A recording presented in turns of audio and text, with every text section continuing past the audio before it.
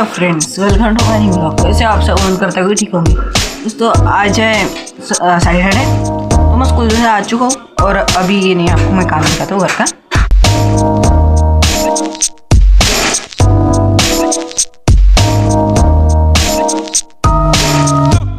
तो कुछ इस प्रकार हुआ है अभी, और मैं आपको आगे का अपडेट दूंगा दोस्तों। अभी ये नहीं, ये वाली जो स्लैब है इसकी भी तोड़ गई पहले, और आगे भी बताऊँगा मैं। कल भी बनता था, आज चालू है। आज इन्हें अभी गड्ढे खोदेंगे बोलते हैं थोड़ी देर में, अब देखते हैं। तो फिर मैं अपडेट देता हूँ दोस्तों।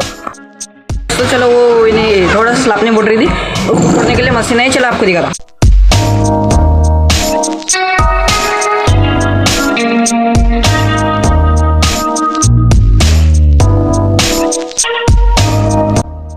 तो दोस्तों आज का व्लॉग मैं पेंट करता हूँ। Thanks for watching, bye.